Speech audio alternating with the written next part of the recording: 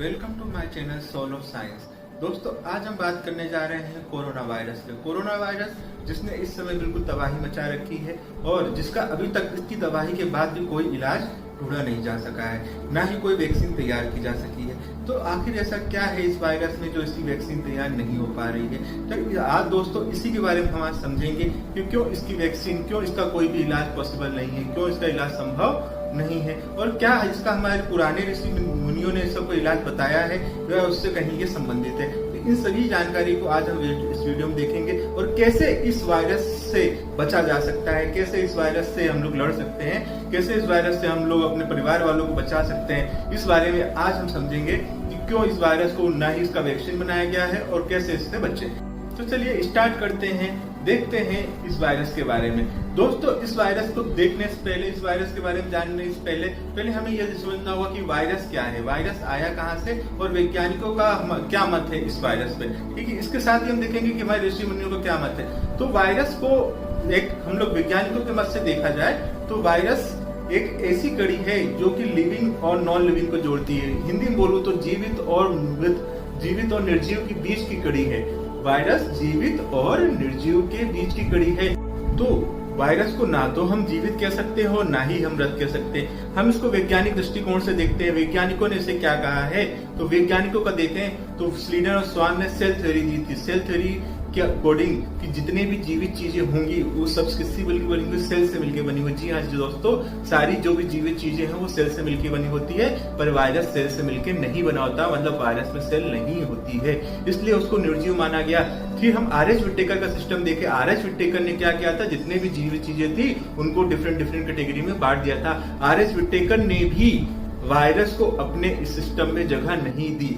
तो देखे वैज्ञानिकों ने इसको कैसे खोजा, थोड़ा सा हमको इस पे भी देखना पड़ेगा तब हम समझेंगे कोरोना वायरस को। तो पहले हम ये देखें कि कैसे इसको डिस्कवर हुआ, कैसे वायरस की डिस्कवरी हुई। तो सबसे पहले इनिशियल वायरस के बारे में हमें कोई इन्फॉर्मेशन नहीं थी तब, लेकिन हम उस समय बैक्टीरिया के बारे में जानते थे कि बैक्टीरिया एक ऐसा जीव है जिससे क्या होता है, रोग होता है। तब तक हम ये नहीं जानते थे कि वायरस के कारण ही रोग होता है। तो सबसे पहले इवानोवस्की नामक एक साइंटिस्ट ने तंबाकू के पौधे में, तंबाकू का पौधा होता है, जी हाँ दोस्तों, तंबाकू के पौधे की पत्ती जो कि मोजेक होती है, मोजेक का मतलब होता है उस पे जो पत्तियां होती हैं वो सिकुड़ टाइप की जाती हैं, उसमें कुछ स्ट्रक्चर बन जाते हैं, जिसके कारण क्या होता है कि पत्ती जो है वो अलग दिखने लगती है, पत्ती ऐसी दिखती है कि उसको बीमारी हो गई है। तो सबसे पहले इसको गौर किया किसने, इवानोवस्की। तो जब इवानोवस्की ने देखा तो उस समय वायरस के बारे में पता नहीं था, तो उनको लगा कि ये कोई बैक्टीरिया के कारण डिसीज होगी। तो उन्होंने उस पत्ती को लिया, उसका रस निकाला, उस रस को फिल्टर किया।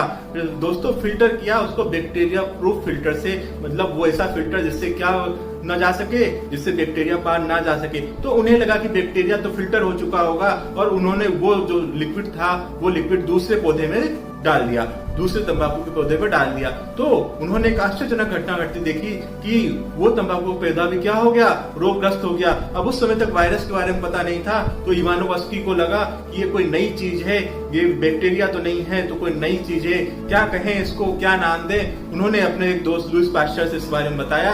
तो एक साइंटिस्ट लुईस पास्चर ने इसको कहा ये तो जहर है, ये तो वेनम है ना। उसके लिए लुईस पास्चर ने टर्म किया वेनम। वायरस का मतलब ही होता है वेनम। वायरस जो ग्रीक भाषा का शब्द है जिसका मतलब क्या होता है, वेनम या पॉइजन। उसके बाद कुछ साइंटिस्ट और आए। एक साइंटिस्ट आए बी जेरिंग ने कहा कि ये तो कंटाजियम बार्बियम फ्लूइडम है। अपनी भाषा में कहा था कंटाजियम बार्बियम फ्लूइडम, जिसका मतलब होता है इन्फेक्शियस लिविंग फ्लूइड, ऐसा फ्लूइड जो कि लिविंग है और क्या कर रहा है, इन्फेक्शन फैला रहा है। तो ऐसा बी जेरिंग ने कहा। फिर एक और साइंटिस्ट आए स्टेनले ने देखा कि उसको हम लोग वायरस को क्रिस्टलाइज कर सकते हैं। क्रिस्टलाइज का मतलब होता है दोस्तों, जैसे नमक होता है आपका, जैसे शक्कर होता है तो क्रिस्टल होते हैं, ये उसी टाइप से वायरस को भी क्रिस्टलाइज किया जा सकता है। पर किसी लिविंग थिंग को क्रिस्टलाइज नहीं किया जा सकता। आपको क्रिस्टलाइज नहीं किया जा सकता। किसी भी लिविंग सेल्स को, जो भी जीवित चीजें हैं उनको क्रिस्टल के फॉर्म में नहीं बदला जा सकता, पर वायरस को उन्होंने क्रिस्टल के फॉर्म में बदल दिया। तो उससे सभी साइंटिस्ट आश्चर्यचकित रह गए कि वायरस को क्रिस्टल के फॉर्म में कैसे चेंज कर सकता है। तो वायरस, इसका मतलब ये हुआ कि वायरस नॉन लिविंग है, पर क्योंकि ये इन्फेक्शन कर रहा है और दूसरे बीमार कर रहा है तो इसका मतलब ये लिविंग है। तो बहुत ही आश्चर्यचकित हुए वैज्ञानिक कि ये एक ऐसी कड़ी है जो लिविंग और नॉन लिविंग को जोड़ती है, जो जीवित और मृत को कनेक्ट करती है। ऐसी चीजें हमारे ऋषियों ने भी बताई। ऐसी चीज हमारे ऋषियों ने भी एक टर्म यूज किया, सोल या आत्मा। क्या ये वायरस और आत्मा तो नहीं? सोल में क्या होता है? आत्मा को क्या माना जाता है कि आत्मा जीवन नहीं है, वो क्या है? केवल एक परछाई या एक हवा है, लेकिन वो दूसरे को क्या कर सकती है? प्रोसेस कर सकती है, दूसरे को एक्सॉर्ब कर सकती है, दूसरे में समा सकती है, दूसरे को बीमार कर सकती है। तो कहीं ये वायरस और ये आत्मा एक ही तो नहीं? इसके बारे में हमारे जो ग्रंथ है उनमें यही उल्लेख मिलता है आत्मा का। जो साइंटिस्ट हैं वो भी इस बात से राजी हैं कि जो वायरस है वो लिविंग नहीं है और ना ही नॉन लिविंग, दोनों की बीच की कड़ी है। तो क्या इसको हम आत्मा मान सकते हैं? आत्मा भी तो एक लिविंग और नॉन लिविंग की बीच की कड़ी, जीवित और निर्जीव की कड़ी है। आत्मा भी जीवन नहीं होता और आत्मा भी क्या करती है? जीवित चीजों को इन्फेक्ट कर सकती है। तो क्या हम वायरस को क्या मान ले? एक आत्मा मान सकते हैं? मुझे तो लगता है कि एक आत्मा ही, दोनों एक टर्म है जिसको साइंटिस्ट ने वायरस टर्म दे दिया और हमारे ऋषि मुनियों ने आत्मा कहा था। तो अब इसका देखें हम लोग कि इसके बारे में और क्या होता है। तो वायरस के बारे में हम लोग थोड़ा समझते हैं कि उसका किससे मिलकर बना होता है। तो दोस्तों वायरस जो होता है वो दो चीजों से मिलकर बना होता है, प्रोटीन से और जेनेटिक मटेरियल। जेनेटिक मटेरियल के बारे में आप जानते होंगे, अनुवांशिक पदार्थ, डीएनए और आरएनए के बारे में आपने सुना होगा। तो वायरस में या तो जेनेटिक मटेरियल होता है, डीएनए या आरएनए, या फिर होता है प्रोटीन। प्रोटीन कोड को उसके वो हम लोग कैप्सिड कहते हैं। कैप्सिड जो है उसको वायरस को प्रोटेक्शन देता है और एक कवच बनाता है। और जो उसका जेनेटिक मटेरियल होता है, जो उसका डीएनए होता है, जो उसका आरएनए होता है, वो दूसरे जीव में के अंदर इंजेक्ट करता है और दूसरे जीव में जाके वो क्या करता है? उसको बीमार कर देता है, उसको बीमार कर देता है, इतना बीमार कर देता है वो बहुत ज्यादा वीक हो जाता है। इसका मतलब इसका खुद का कोई जीवन नहीं होता है, ये दूसरों पे निर्भर होता है। दूसरों पे रोग करके, दूसरों को बीमार करके क्या करता है? ये अपने जीवन को आगे बढ़ाता है। तो ये टोटली पैरासाइट होता है, ऑब्लिगेट पैरासाइट होता है। ऑब्लिगेट पैरासाइट का मतलब होता है कि दूसरे पे कंप्लीटली परजीवी हो, जिसके पास परजीवी होने के अलावा कोई विकल्प ना हो। तो इस तरह से वायरस को देखा कि वायरस क्या होता है? कंप्लीटली पैरासाइट होता है। तो ये कोरोना वायरस भी क्या है? टोटली क्या है? पैरासाइट है, परजीवी है। इसके अलावा दूसरों को बीमार करने के अलावा कोई उसके पास और ऑप्शन नहीं है। एक चीज हम और देखें, मैंने बताया था आपको कि ये डीएनए या आरएनए का मिलकर बना होता है। अब या तो ये डीएनए होगा या आरएनए होगा। तो दोस्तों हम एक सामान्य बात करें, एक जनरल बात करें, तो जो डीएनए वायरस होता है वो एनिमल्स को संक्रमित करता है, एनिमल्स को इन्फेक्ट करता है। और जो आरएनए वायरस होता है वो प्लांट को इन्फेक्ट करता है। लेकिन कुछ आरएनए वायरस ऐसे भी होते हैं जो एनिमल्स को इन्फेक्ट करते हैं और वो बहुत खतरनाक होते हैं। जैसे कि HIV वायरस के बारे में आपने सुना होगा, जिसका आज तक कोई इलाज नहीं ढूंढ पाए हैं। आपने इन्फ्लुएंजा वायरस के बारे में सुना होगा। दोस्तों वायरस का कोई भी इलाज नहीं होता। दोस्तों वायरस का आज तक कोई भी इलाज डिस्कवर नहीं हुआ है। वायरस के कुछ वैक्सीन आते हैं। ये वैक्सीन क्या होती है? इस वैक्सीन में क्या करते हैं? इन्हीं वायरस को कमजोर करके, वीक करके आपकी बॉडी में इंजेक्ट कर दिया जाता है, जिससे कि आपकी बॉडी इन वायरस से लड़ सके और इनसे लड़ने का तरीका ढूंढ सके। ये होता है वैक्सीनेशन में। तो दोस्तों अब देखते हैं कि इनका वैक्सीन क्यों नहीं बनाया जा सकता है, इनको वैक्सीन क्यों नहीं बना पा रहे हैं। हम लोग जितने भी वायरस हैं उन वायरस में से कुछ बहुत से वायरस का तो वैक्सीन बन चुका है, लेकिन HIV को जो आप जानते होंगे, एड्स इसको आप जानते होंगे, उसका आज तक वैक्सीन नहीं बना। उसके काफी ट्रायल हुए, उसको ट्राई करते हुए लगभग 25 से 30 साल हो गए, लेकिन आज तक उसका वैक्सीन नहीं बना। क्या कोरोना को भी ऐसा ही होगा? कोरोना भी 25 से 30 सालों तक उसका भी कोई वैक्सीन नहीं बनेगा। इसको आज समझते हैं कि क्यों वैक्सीन बनने में प्रॉब्लम आ रही है और क्यों इसका इलाज नहीं है। मुझे ऐसा होता है कि वायरस लिविंग नहीं है। पहली चीज तो वायरस जीवित ही नहीं है, तो हम डिसीज किसको मारे? जब कोई चीज लिविंग ही नहीं है तो मारे किसको? हम उसको टेबलेट देके किससे मारे? तो वायरस को जो हमारी बॉडी है उसको खुद ही लड़ना पड़ता है। जैसे कि आपने देखा होगा कि आत्मा जब आ जाती है तो आपको बोला जाता है कि आप खुद लड़ो, आप इस आत्मा से, अपने शरीर से लड़ो, आप अपने आप से मजबूत बनाओ, अपने मन को मजबूत बनाओ, तो आप इससे लड़ सकते हो। उसी तरह से वैज्ञानिकों ने भी इस बात को माना है कि वायरस का कोई इलाज नहीं है। वायरस को खत्म करना है तो आपको अपनी इम्यूनिटी, आपकी प्रतिरक्षा तंत्र को क्या करना पड़ेगा? मजबूत करना पड़ेगा। ऐसी जो भी चीजें जो आपकी प्रतिरक्षा तंत्र को मजबूत करती है वो इन वायरस को खत्म करती है। किसी भी वायरस का आज तक कोई भी इलाज नहीं है, केवल वैक्सीन बनी है। वैक्सीन में उन वायरस को आपको वीक करके दे दिया जाता है, जिससे आपकी बॉडी उनसे लड़ सके। लेकिन यहाँ एक प्रश्न उठता है कि HIV और कोरोना वायरस का वैक्सीन अभी तक क्यों नहीं बना और क्या उसका आगे वैक्सीन बन पाएगा कि नहीं। तो मैं आपको एक बात बताना चाहता हूं, जो आरएनए वायरस मैंने यूज किया, आरएनए वायरस जो होते हैं वो बहुत म्यूटेबल वायरस होते हैं। अब आप लोग कहेंगे कि म्यूटेबल होता है, म्यूटेबल का मतलब होता है जो अपने आप को बदल ले, जो अपने आप को चेंज कर ले, जो अपना रूप चेंज कर ले, जो अपना स्ट्रक्चर चेंज कर ले, जो अपनी अंदर संरचना चेंज कर ले, वो होता है म्यूटेबल वायरस, जो अपनी जेनेटिक को चेंज कर ले। मतलब एक उदाहरण के तौर पे मैं बताना चाहूं तो जैसे कि आप कोई शत्रु से मिलने जाते हैं, मान लीजिए कि आप किसी दुश्मन को मारने जा रहे हैं और आप गए और उस दुश्मन ने अपना रूप बदल लिया, उसने आपके मित्र का रूप धर लिया, तो आप क्या करेंगे? क्या ऐसा ही हमारे ऋषियों ने भी बताया था कि जो आत्मा होती है वो किसी का भी रूप धर लेती है, वो किसी भी शेप में चेंज हो जाती है, वो किसी भी आकार को ले लेती है, किसी भी शरीर में प्रवेश कर जाती है। ये बहुत रिजेंबल हो रहा है, वायरस और आत्मा आपस में बहुत रिजेंबल है। जो हमारे ऋषि मुनियों ने आत्मा का उल्लेख किया है और इस जो वायरस का उल्लेख किया है, ये दोनों आपस में काफी मिलते जुलते हैं।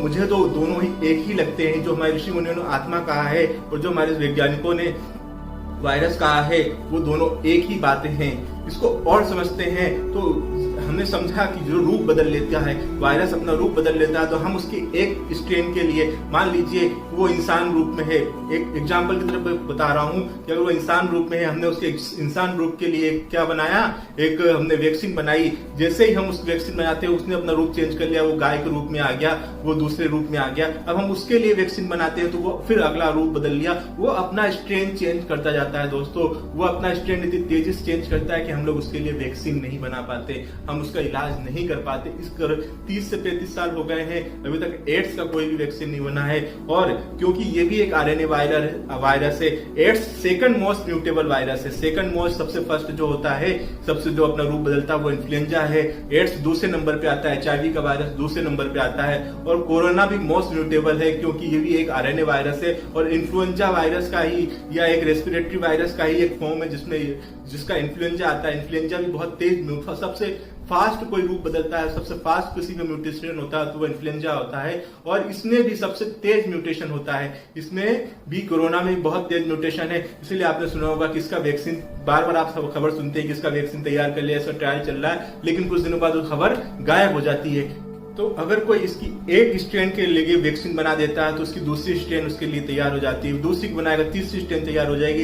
इस तरह इसके लिए कितने सारे वैक्सीन बनाए, ये संभव नहीं है। इसका एक ही इलाज है कि आप अपने शरीर को मजबूत बनाएं, आप अपने शरीर के प्रतिरक्षा तंत्र को, अपने शरीर के इम्यूनिटी को मजबूत बनाएं। आपकी इम्यूनिटी जितनी अच्छी होगी, ये वायरस आपको नुकसान नहीं पहुंचा पाएगा। एक चीज मैं और बताना चाह रहा हूँ कि जो वायरस होता है, वैज्ञानिकों ने भी माना है कि जो शंख की ध्वनि होती है उससे वायरस नष्ट होते हैं। जो हवन होता है, हवन करने से भी वायरस नष्ट होते हैं। दोस्तों, क्या आत्मा के लिए भी यही कहा गया कि जो शंख बजाने से जहां जहां उसकी ध्वनि जाती है वहां तक कोई आत्मा नहीं आती है। जहां हवन किया जाता है तो हवन का धुआं जहां जहां तक जाता है, उसकी खुशबू जहां जहां तक जाती है, वहां तक कोई भी आत्मा नहीं आती।